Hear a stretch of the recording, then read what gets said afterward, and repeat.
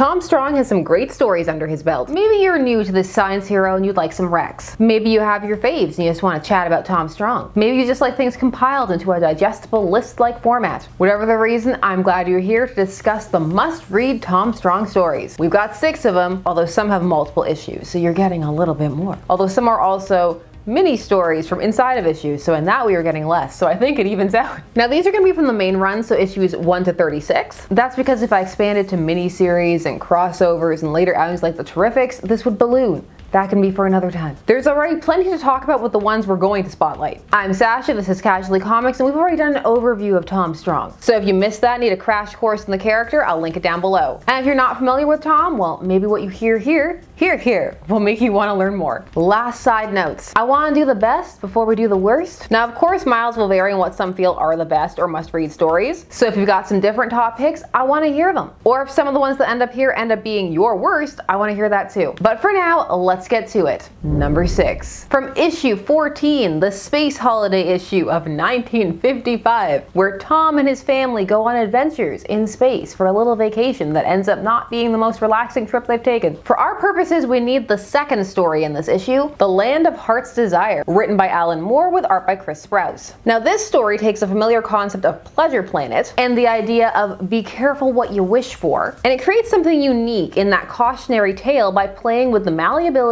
and shifting and sometimes downright confused nature of one's desires. Tom and his wife Delua head out to do some sightseeing on their own because their daughter's asleep, and it's some romantic sightseeing time. This leads them to a seemingly beautiful planet, but upon closer inspection, they find a corpse and a warning, which reads, "There is nothing under heaven that is worse than this. Traveler, turn back." Now, while Delua wants to turn back, Tom is a bit curious. He wants to explore for science. And as they venture further forth, the environment has already begun to respond to them, morphing itself to their desires. Delua likes the finer things, and that starts to manifest as a diamond path, giant roses, dress room, things like that. While Tom has strong links to his childhood fantasies and exploration, given the fact that he didn't really have a childhood being raised in that gravity chamber, at least till age 8, and his parents died. So he sees a magical temple like out of a children's tale. What's so well done about this is it acts on both their subconscious and conscious desires, as well as frivolous and deep ones. And it also shows how all those things are kind of constantly melding and shifting in a kind of mishmash. You have moments like Delua smelling her favorite food, seeing her first boyfriend, Tom finding a sequel to a book that he wished existed. The sequel. The first book exists, not the sequel. He can dream. But as this goes on, it gets more and more dangerous. Their ages start to fluctuate. Tom even encounters loving versions of his parents, or rather his father. His mom always loved him,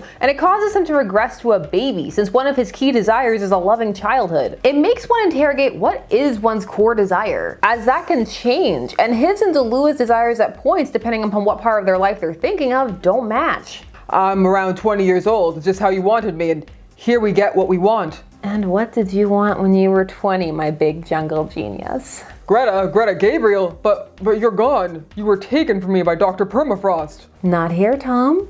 I'm here for you, if you want me. Oh, Tom, we're losing each other, where nobody will find us. Tom, I've wished myself back to my real age. Surely you want me, not Greta. I don't know what I want. I feel as if I just want to drown in an ocean of pleasure. He gets that wish too, including the drowning. It nearly kills them. How they get saved? Well, I'll leave that for you to read. This is a short story, but a profound examination of the concept and shifting nature of desire, and whether one would really want to just be left in a realm where your stream of consciousness desires ran rampant. Would you even be able to maintain yourself? It also showcases some more details into Tom and Delua's relationship, and shows that they came to love each other over time. It wasn't a straight line, as the first issue kind of implies. It also shows that sometimes the desires that one has are fleeting, because they're not a true reflection of what we actively want or need. Definitely not the best part of their trip, but a memorable one. Number 5, Bad to the Bone, from issue 19. This is also the second story. It's written by Leah Moore, Alan Moore's daughter, and is art by Sean McManus. I can't move. There's no feeling in my legs. Can't think clearly. How did I get here?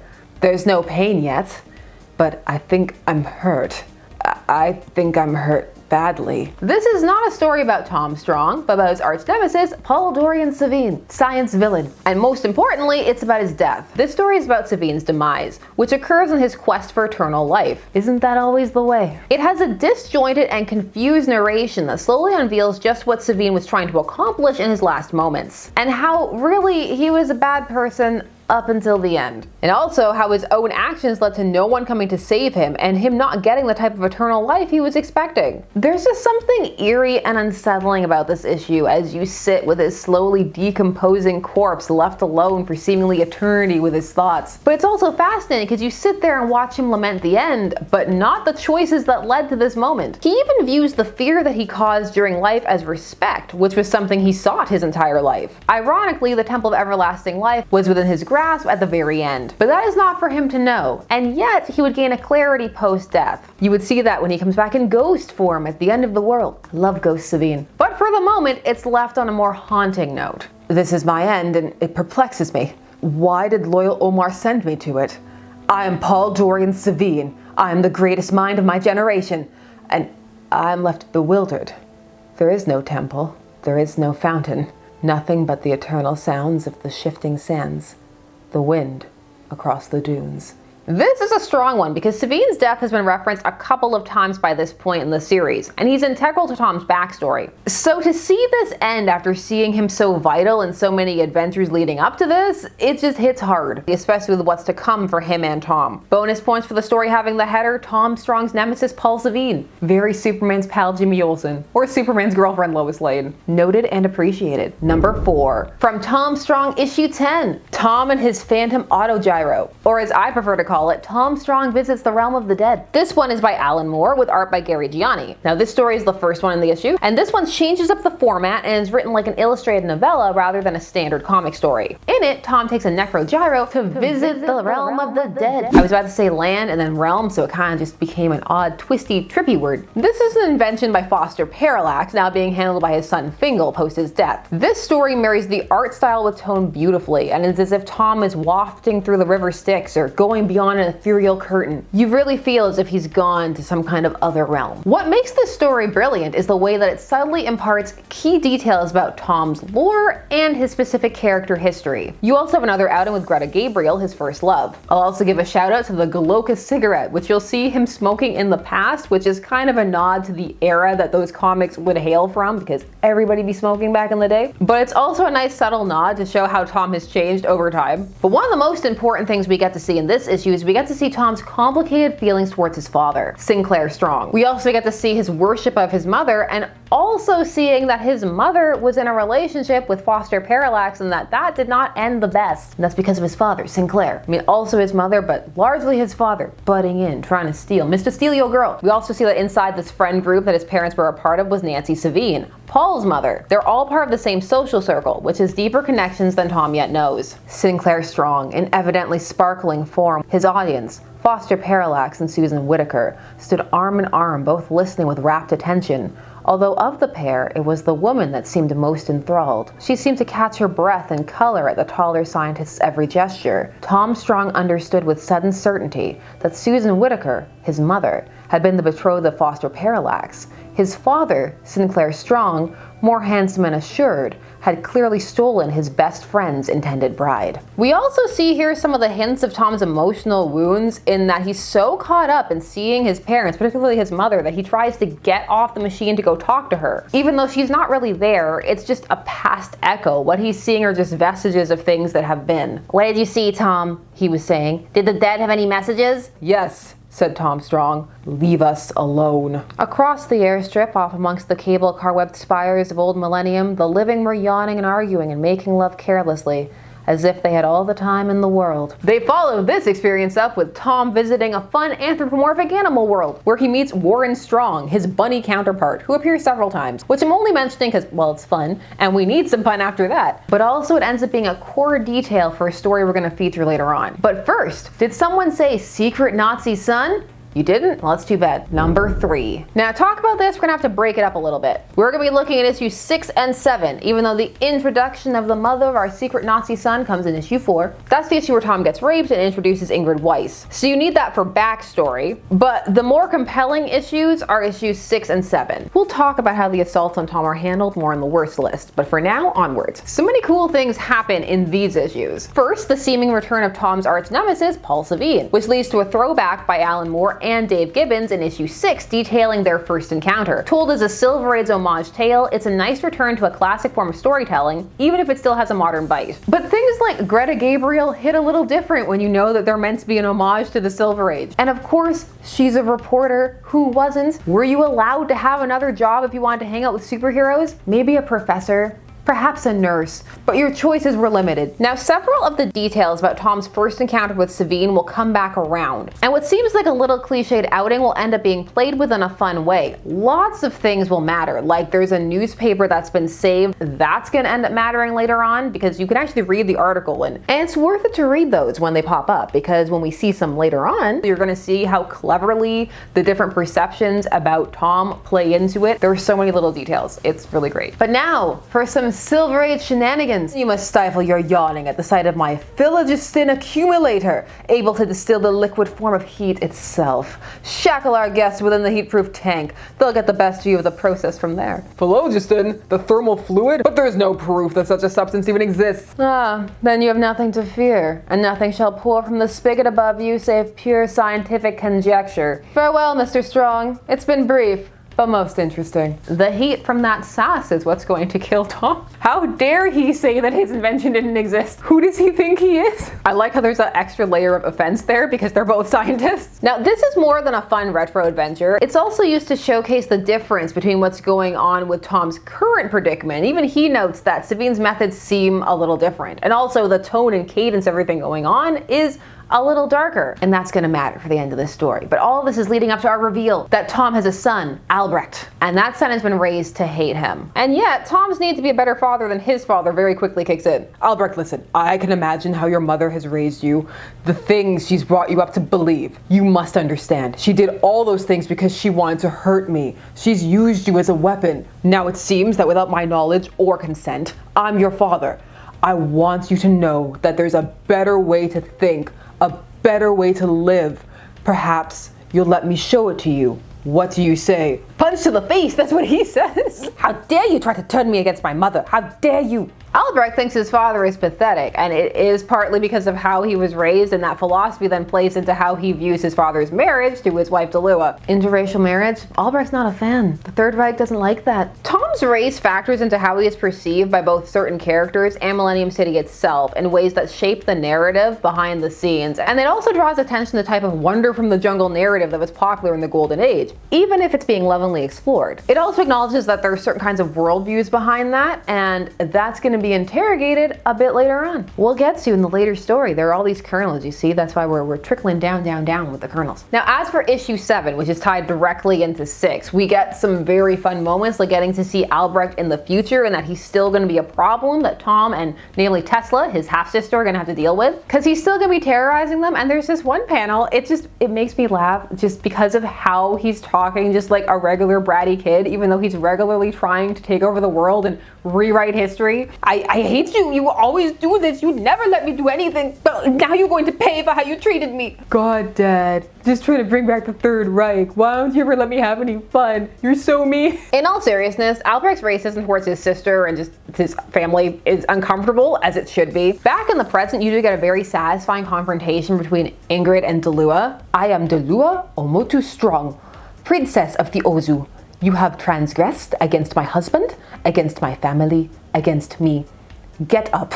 I do not believe you understand just who you have offended. Dad, God, I'm glad you're okay, but look, Mom is in a real bad mood. I'm scared she might do something serious. Tesla, when your mother is like this, it scares me. I suggest we keep out of it. Tallulah just gets so intense here. Ingrid has to beg her not to kill her in front of her child, and Tallulah takes some time thinking about that. These issues are well done. They provide a lot of information on many fronts. We get a new villain also because no, that wasn't Savine. He's dead and he's still thinking about what went wrong on top of that pyramid probably. This story also gives us Albrecht, who will come back for a mini-series later on, and it's pretty solid outing. This story is one people often bring up when they reference Tom Strong, and it's easy to see why. It's a good one. Number 2. Now we've got to go with the first issue. How Tom Strong got started. The intro of the man, the myth, the legend by Alan Moore and Chris Sprouse. So much is laid out here, from the little visual nods to Beck, that's the artist from the original Captain Marvel, to the layout of Millennium City, the dynamics of Tom's parents, his backstory, the tone of the series itself. These first 2 issues are so very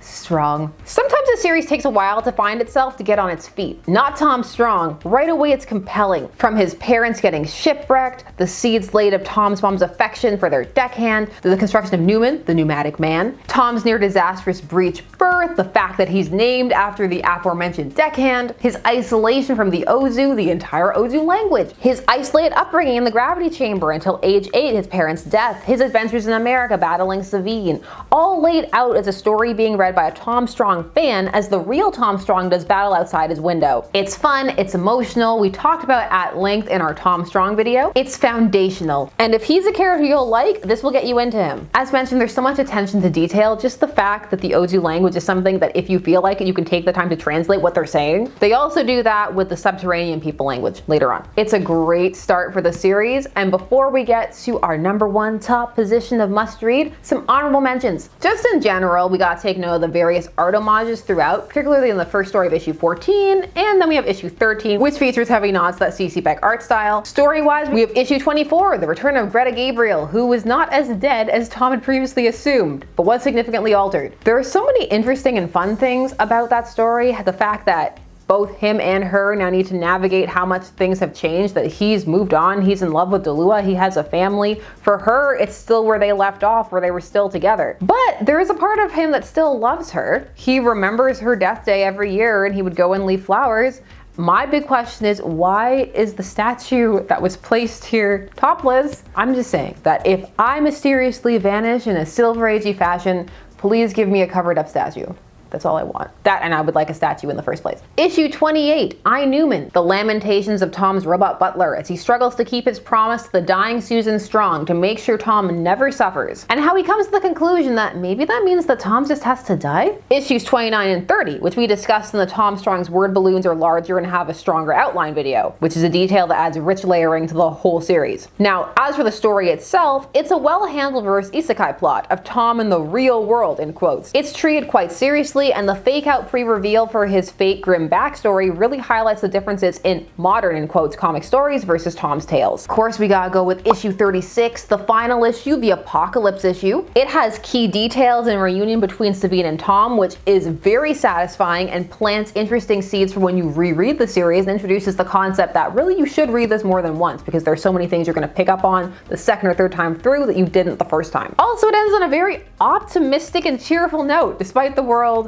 ending, and it sets things up for the future. Despite the fact that the world ends, it makes perfect sense that there are miniseries going forward from that point. The type of apocalypse that happens, let's just say you need to have read Promethea to see exactly how we end up at that point, but it's not all fire and brimstone and death. And finally, one more, just a little really personal nod for me. It's the sucked into a comic book story from issue 19. It's self-indulgent, but if you're up on the comics code and the specific rules involved in it, this issue is really funny. There are lots of jokes that are specifically referencing classic horror covers or specific rules. Some of the characters you'll see walking around are from old ads, like there's one of those sea monkeys just wandering around. You also get the fact that many of the characters would rather stay in this non-code approved comic because that means they can do more things. Because who wants to live under the code? Well, miss, except for big names like your dad, most science folk have been redundant through the 50s. We'd retired to Neapolis, near Florida. Top 10 reference, woo! Quite frankly, it's a dump. But don't you miss your freedom? Freedom with the science hero code they brought in recently. Yeah, at least in here we can have sex and treat divorce humorously. We read the entire code in a video on this channel, and If you've listened to that and you read this issue, very funny. The rules are very specific. You can't make fun of divorce. How dare you? Number 1. And finally, we've come to it. The top must-read Tom Strong story.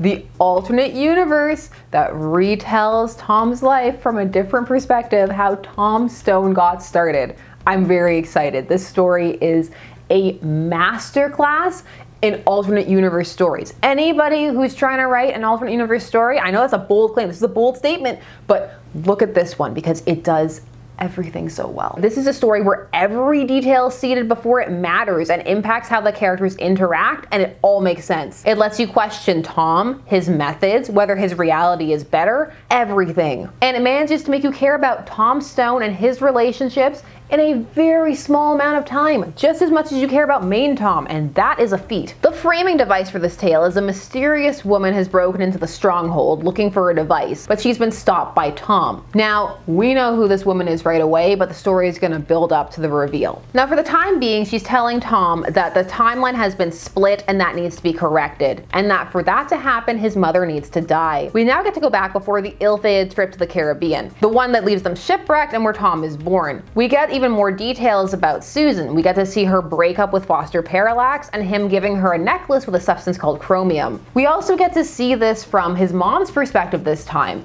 So from issue 10, we had learned that his father had stolen her, but now we get to see some of her perspective and her conflicting feelings towards both Foster and Sinclair. She just doesn't really seem too into either of them, but she's drawn to Sinclair, but then she realizes kind of quickly that she made a mistake. It's on this trip that there's a slight change that alters everything. Instead of Thomas being the one to die in the shipwreck, it's Sinclair. And now we get to see the payoff of the seeds planted from the first issue, that not only did Susan like Thomas, and it was implied in a romantic sense, but she disliked Sinclair. She didn't love him, and his death really brings that into stark focus for her. She even notes to Thomas when he says that he's not a gentleman like how Sinclair was, that Sinclair was no gentleman. And there's a strong implication there that he was cruel, which can be gleaned from the way that he would, if he were alive, raise Tom. Now, in this world, she gets together with Thomas, and when their son is born, she refuses to name him after Sinclair, and just like in the main timeline, names him Thomas, for Tom was always named after Thomas. Also, the birth is much less traumatic because,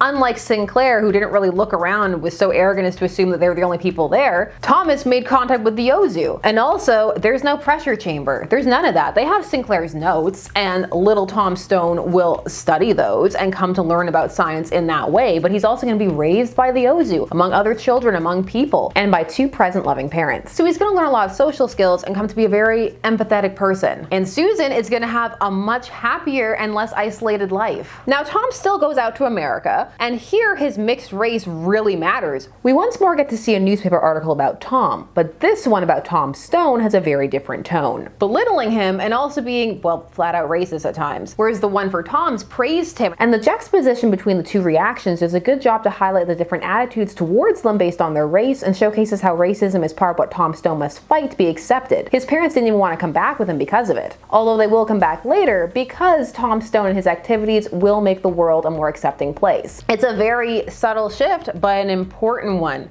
And this will also alter the first encounter that Tom Stone has with Paul Savine. Even though Savine is going to have some period-typical racism in their first encounter, there's this scene where he asks him if he wants to be called a mulatto or a negro. It always makes me chuckle. I'm aware for some people it won't. Perhaps because I've had similar conversations. I mean, I haven't been called a mulatto in years, but I've been asked similar types of questions. And so that whole exchange just, it resonated.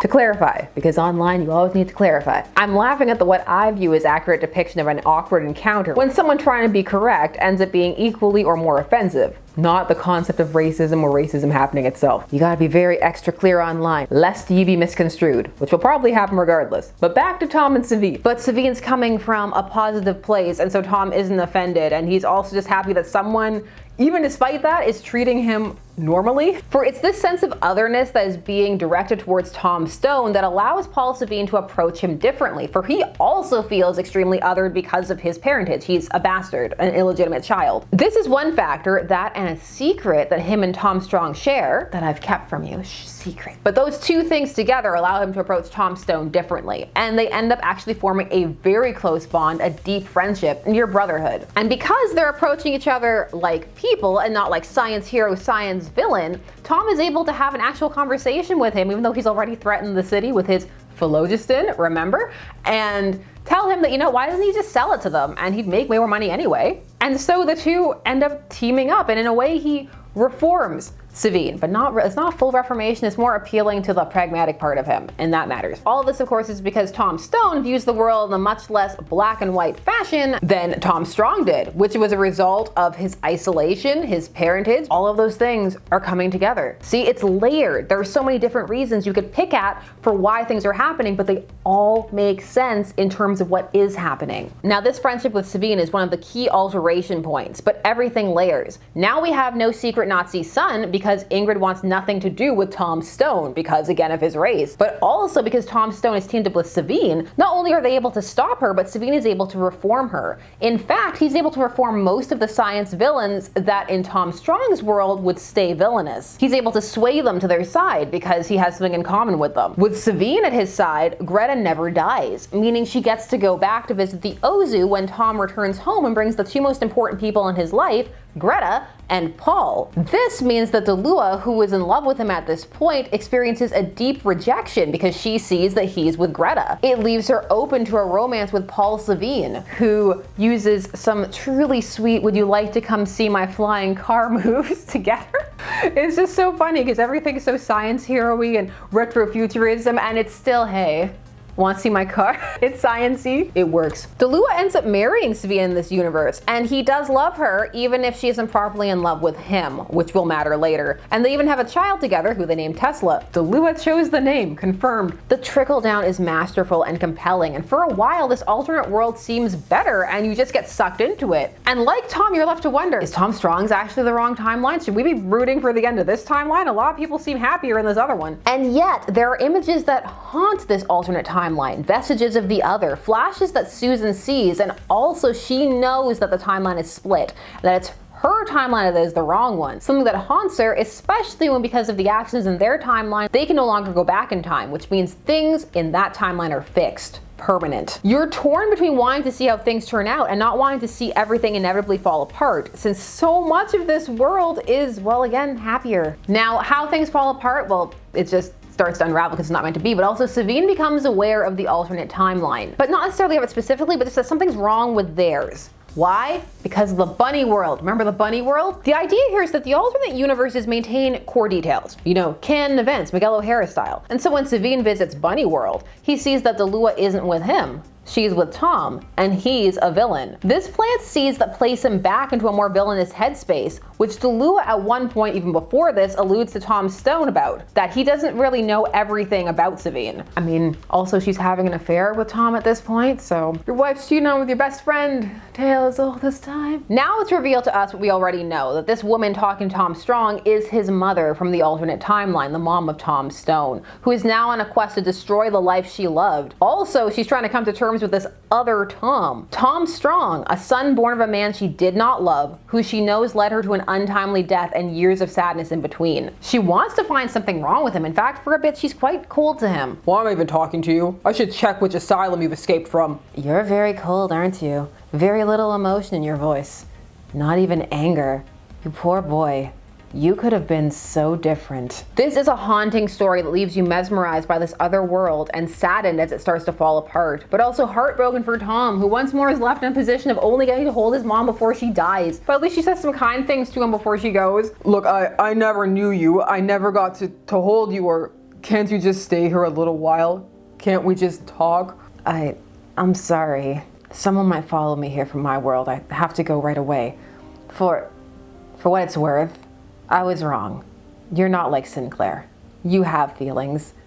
You'd have made a good son. And they get to hug, and then she has to go, And it's so sad. Poor Tom. And poor Susan. She gave the love of her life, her entire timeline, everything to set things right. Susan Whitaker, an unsung hero of the Tom Strong universe. That's part of why issue 36 has so many nice moments, like you getting to see her reunite with Thomas, her true love. I could talk about this issue for hours. There are so many little details that I did not get a chance to touch upon, and so many interesting notes for the characters that it lets you think about. Tom Strong, Tom Stone, Savine, Delua, his mom. It's a treat to read every time I get to it, and just amazing the way it works in so many past details or the cultural interplays and makes them matter. Nothing here that happens just happens 'cause. This story is just a wonderful example of how strong and tight you can make a story if you stick to the core lore, and it's so much more rewarding for it. And that's not to say you can't have fun with something less deep and well connected. I mean, look at Catwoman Guardian of Gotham. What if Catwoman was Batman?